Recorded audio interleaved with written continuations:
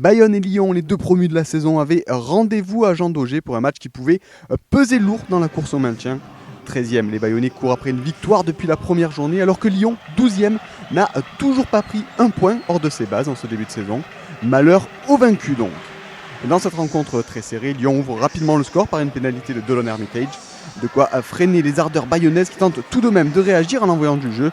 Mais sur ce lancement, Willy Duplessis voit son coup de pied contré par Harris. L'ouvreur lyonnais récupère le ballon et prend la défense de l'Aviron à revers pour filer entre les perches.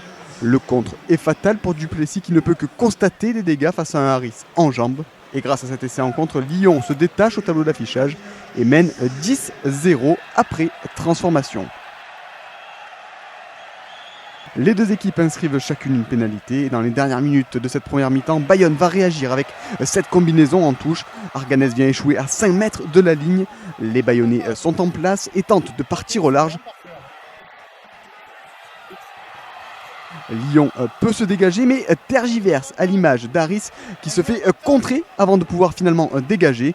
Mais l'ouvreur ne trouve pas la touche, mais les bras de Tisserand qui relance les siens.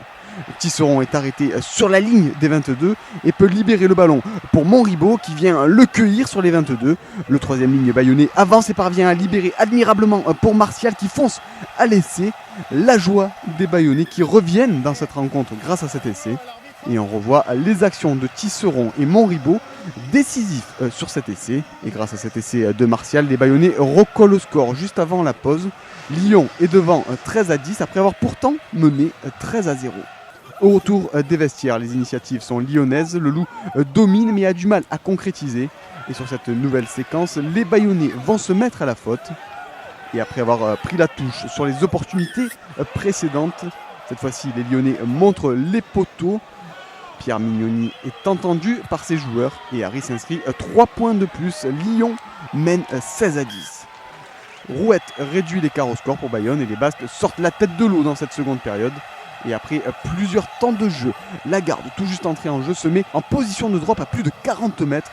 Son coup de pied est puissant et précis et il permet à Bayonne de revenir à égalité 16 partout à la 64e minute de jeu. De quoi redonner le sourire aux supporters bayonnais. À 2 minutes de la fin de la rencontre, on retrouve Lagarde pour une pénalité de plus de 50 mètres. Et décidément, le garçon est en réussite. Le ballon passe entre les poteaux et voilà les deux équipes à nouveau à égalité, 22 partout. De quoi offrir une fin de match sous suspense. Après la sirène, les Bayonnais jouent le tout pour aller chercher la victoire. Mais ils se heurtent à une défense lyonnaise agressive et bien en place. Et à l'image de leur match, les hommes de Vincent Etcheto manquent de précision. Sur cette passe sautée, Lovo Balavou glisse à la réception et laisse échapper le ballon. Nalaga récupère et fonce vers l'essai. On se dit alors que c'est l'essai de la gagne pour les Lyonnais. Mais la joie du Loup est de courte durée. Après visionnage des images, l'essai va être refusé pour un en avant de l'ailier du Loup au moment de récupérer le ballon. Et effectivement, on peut constater sur les ralentis que Nalaga commet bien un en avant sur cette interception. De quoi faire fulminer Pierre Mignoni qui doit se contenter des points du match nul. Bayonne de son côté concède un deuxième nul sur sa pelouse cette saison et n'a plus gagné depuis la première journée. L'Aviron qui reste englué à la 13e place du top 14.